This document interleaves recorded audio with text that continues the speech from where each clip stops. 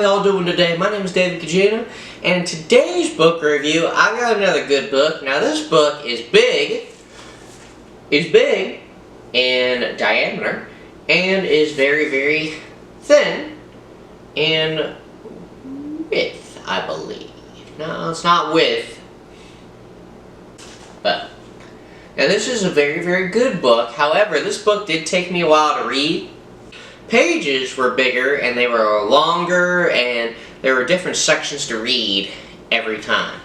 And as crazy as it sounds, this book is a devotional book, another devotional book. But each lesson, it has a story, it's a prayer at the end, and has stuff for you to work on.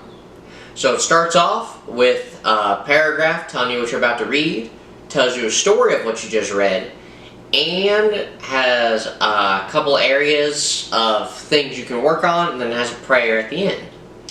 Now, these books aren't bad. Now, I will admit they take a while to read, and these books are devotional books are meant to read a page a day. But if that were the case, I'd be spending the next couple of months reading this book. And you might think, well, gee, David, just read 2 books a day. I mean, personally, I think you should stick with one thing, learn it, and then move on to the next. At least that's how I learn. But this book I have for us today is called Mental Toughness for Young Christian Athletes. Now, my aunt got me this book, and I liked it, but the lessons in it are very good, and the stories they tell about the athletes I think is so crazy. Because a lot of people don't understand how our professional athletes nowadays, the work ethics they have to extremely good at. And not only that, but the talent. The talent some of these guys have is just so out there. Like it doesn't mention Mike Tyson in this, but Mike Tyson, the boxer, was so fast and hit so hard. If you watch videos of him, he was crazy. But not only that, but he worked really hard to do his stuff in the ring, and he worked really hard and continue to train, because he trained hard at like 15, 16 years old. He was up at 4 a.m. in the morning running. To be honest, I'm up at 4 in the morning, but I can't imagine throwing my shoes on and running a couple of miles, and then when I come home, having a whole day's worth of training ahead of me. And it's not only just work ethic or talent, it's also like genetics. But I just think it's crazy how crazy some of these guys' work ethic is. And you might think, well, gee, you could have that too. You could. I'm like, some people, it amazes me, some people are not willing to work just a little bit harder to be really good at something. So we're going to have a little lesson about that at the end. There's a section I want to read about working harder, I guess you could say. But let's start from, we're actually not starting from the beginning today. We're starting on page 35.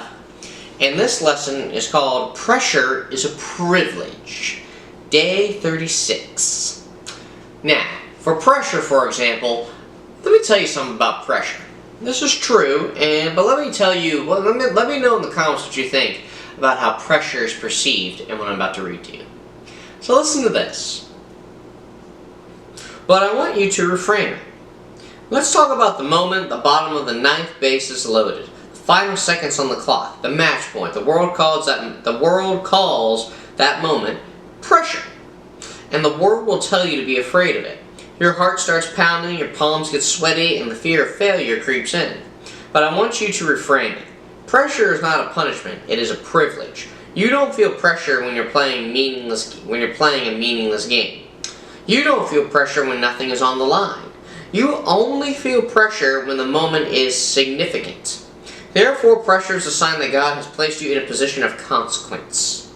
It is a gift. Queen Esther was in a moment of unimaginable pressure with the fate of her entire people on her shoulders, and her uncle told her, maybe you were born for this very moment. And the same is true for you. That pressure you feel is not a sign that you're about to fail, it's a confirmation that you are in the exact place God wants you to be. Don't fear the moment, embrace it as the privilege it is. So, now, I want you to think about that for a second. Pressure is a privilege. Now, the reason why pressure is a privilege is because of what I just read. Because pressure is a privilege because it means that God placed you right there in that very moment at the right time. Because you never thought you would feel this pressure, ever, but you also never thought that this opportunity to feel that pressure would ever come in your life. It's like with powerlifting. I never thought I would feel the pressure during my powerlifting meets doing my third attempt in front of a whole bunch of people lifting weight that I've never lifted before. And then God is telling me, yeah, but I put you there because you need to feel pressure, you need to know what it's like to be nervous around people, and you need to know how to not overcome it, but to get used to it. It's like with jobs that are constant. It's like serving tables. There are times where I've served tables for 12 hours straight, and I'll still get pressure after pressure moment, but then I just get used to it throughout the day. But you probably wonder, what pressure do you feel serving tables? Well, you want every table to be happy. You're going back and forth. You might get a small 20-minute break out of that 12-hour day. But it becomes pressure because you want to please everybody, and you might have a table that's not happy with their service. You might have a table who is mad about something so little that you try to care about but can't.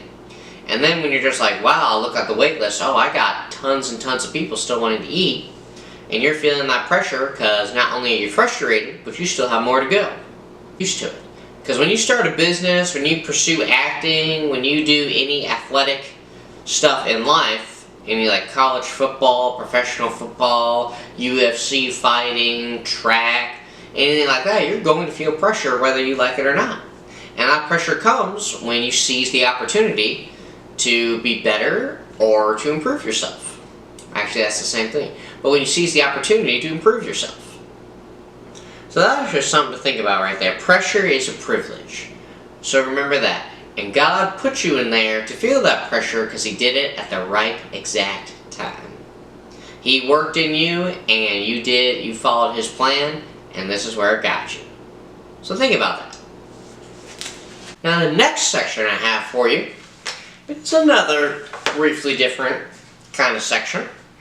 But the section I have for you is on page 49 on day 52. Yeah, imagine if it took me 52 days to read 52 pages. That is something I cannot fathom. Or really think about right now. So, 5 pages a day when I read this book, because there's a lot of good information on each page, but in reality, I'm not reading a page once a day. So if you're reading a devotional book, you can read more, but just make sure you're learning something from every few pages you read. And actually with reading in general, just make sure you're learning something every day that you are reading. Because through my reading journey, that is what I learned.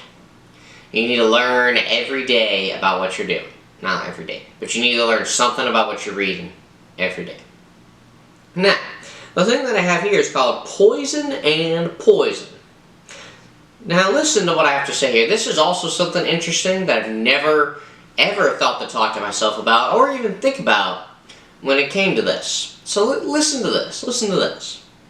I want to talk about 2 of the most dangerous poisons to an athlete's career. The first one is obvious. Criticism. The boos from the crowd, the negative article, the doubt from a teammate. It can get in your head and make you play scared and hesitant. But the second poison is the one that nobody sees coming. It's praise. The cheers of the crowd, the glowing headlines, the hype.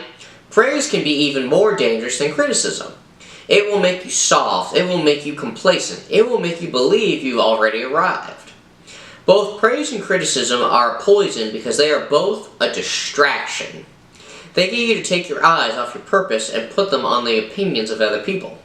This verse asks the ultimate question. Who are you trying to please? The crowd is fickle. They will cheer you one day and boo you the next. If you are playing for their approval, you will be on an emotional roller coaster. But if you are playing for an audience of one, you can stay steady. You can filter criticism for feedback, and you can accept praise with gratitude. But neither one will define you because your approval rating from God is already set. So think about that. 2 poisons. Praise and criticism. Because praise, you can get all cocky and get ahead of yourself and just start thinking you're better than everybody else and become narcissistic.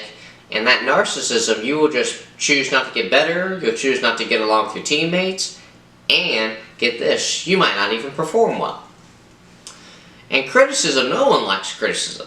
Even constructive criticism. My coach, my dad, during my powerlifting, I hate when he criticizes my lifts. When he criticizes something, it's in a constructive way, and then when I fix it, I lift better. But still, no one likes criticism on the chart. And what do you mean by low on the chart, Dave? Is that what you're saying? Well, because criticism for a professional athlete is so much more different. It's like, I mean, yeah, I guess you get bodybuilding influencers who get haters about their drug use, their attitude, stuff like that.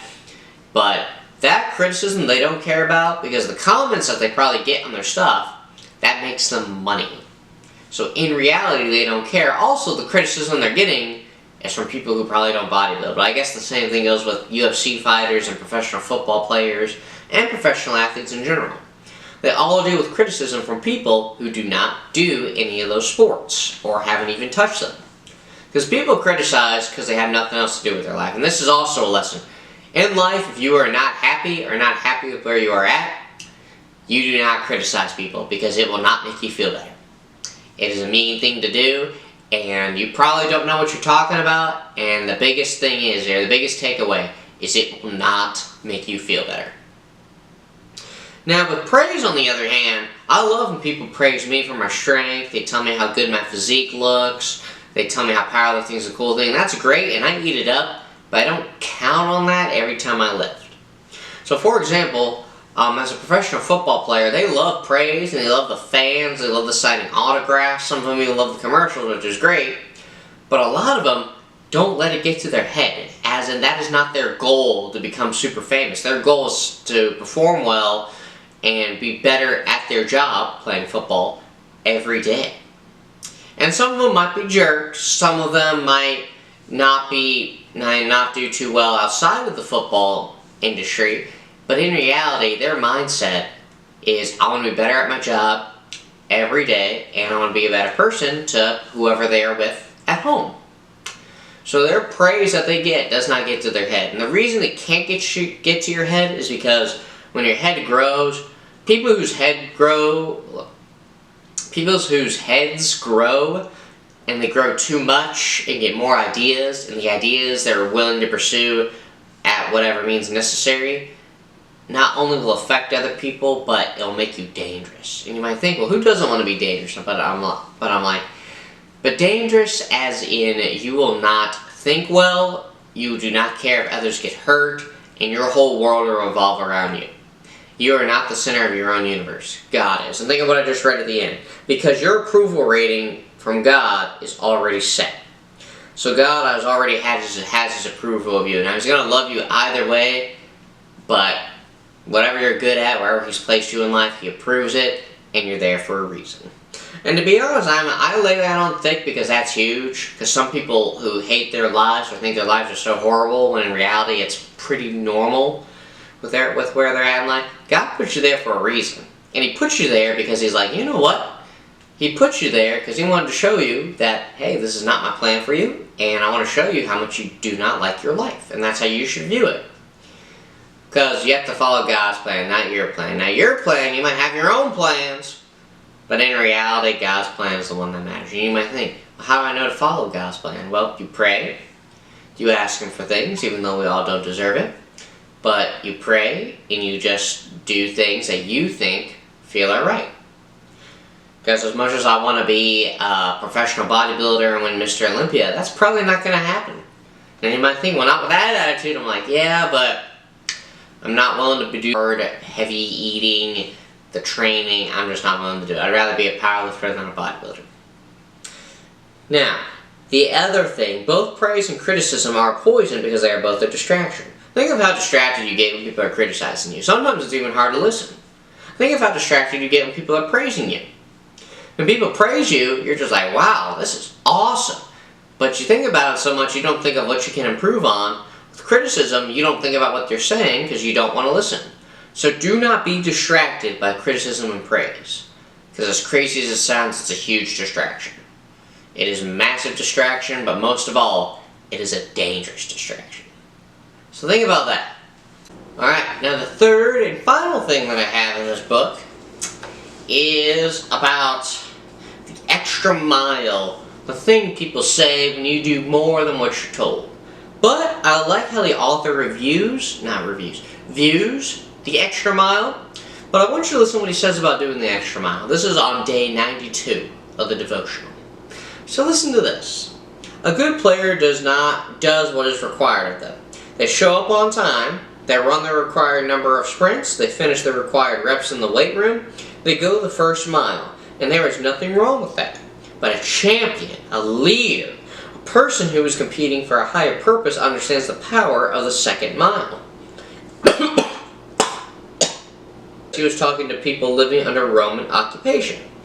A Roman soldier could legally force a citizen to carry his heavy gear for 1 mile. It was a humiliating, burdensome... Before I go to the next page, listen to this verse. If anyone forces you to go 1 mile, go with them 2 miles. Matthew 5:41. So think about that for a second. Now let's move on to the other page here.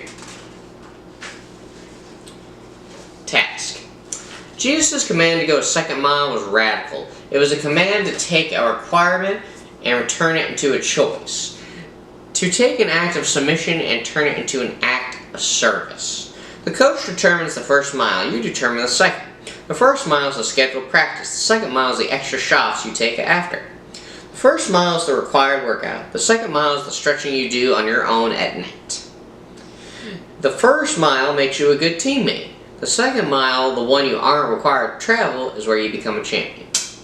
So, for example, if you really think about that, doing an extra rep in the gym will probably not make you grow more, and people will look at your work ethic being like, huh, this guy goes the extra mile, or not even going an extra rep. Someone does 3 sets of 10, do 4 sets of 10. In the professional football world, I think it was the Miami Dolphins quarterback, I need to be careful saying names, but quarterback for the Florida Gators, actually, this particular player, you guys might know who he is, he worked his butt off to be the best in the team, but also he would take ice baths. Someone had the ice bath to their chest, he'd have it up to his neck. Someone would do 100 push-ups, he would do 200 push-ups. And this guy became the best quarterback Florida, I believe, has ever had. Then he went professional football, but due to his beliefs, he left professional football. But the point was, he continued to go the extra mile with everything he did. And that's honestly what people should do. Because a lot of people think training for 45 minutes is great. That's all you need to have a great workout. But imagine if you took out of the 5 days a week, why don't you train for an hour one day? And just see what happens. Add 15 minutes of something. And see what happens. If you're running track, do 1 more extra sprint. Do 1 more extra lap around the track. Just do 1 more than everybody else. And you might think, some people might not care. If you're in high school, some people might give you crap for it. Some people might just think it is the dumbest thing ever. But in reality, going the extra mile is what makes you become a champion and a leader. And I like how the author views it. To take a requirement and turn it into a choice. Do you want to be better than everybody else, or do you want to be the same? To take an act of submission and turn it into an act of service. Do you want to make yourself more tired than everybody else, but do you want to make it as a service to be a leader for your teammates? So the thing with being a team player, I mean, some people think it's dumb, but in reality, why not be a team player? No one doesn't like a team player. I mean, if you're cocky about it, people might not like you, but in reality, there's nothing wrong with being a team player, and going the extra mile is what you should do. So for example, if you do videos like this, just make 1 more than your opponent does. When you're running a business, do a little bit more marketing than your opponent does. And when I say a little, it's not that hard to go the extra mile, you're just doing 1 more. Spending 45 minutes in a gym, that early example I did, just spend 15 more minutes one day. Don't spend another 2 hours. Just add 15 more minutes to your time. And not only that, but sometimes it might be humiliating. Jesus, when he said it was a humiliating and burdensome task, it was a humiliating and burdensome task. But Jesus' command to go a second mile was radical. And it was a command to take a requirement and turn it into a choice to take an act of submission and turn it to an act of service. You determine the second extra mile. That's the other thing. That's all you. Now you might ask your coach, can I do another one? Sure, fine, I don't care. But then you're going to trick your brain. And your brain's going to be like, yeah, he doesn't care, I should just do 1 mile. That's why you don't ask. That's why you just do it. You just do it. Nagy, just do it. And the reason you just do it is because you'll get so used to it by not having to ask and not having to think about it. Someone told me that if there is a task and you wait 10 minutes to do that task, that is when you're going to start losing motivation to do it. So, instead of taking 10 minutes to decide, just do it right then and there. With everything you do in life, just do it and turn a requirement into a choice to be better. And that is the takeaway for this video.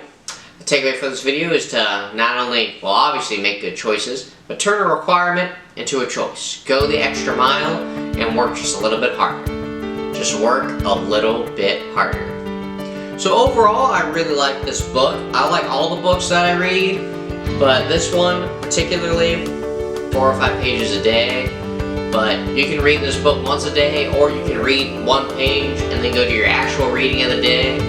But it really makes you think about athleticism, and makes you think about talent, makes you think about character, leadership, what it means to be a champion, what it means to actually be good at something. Just makes you think.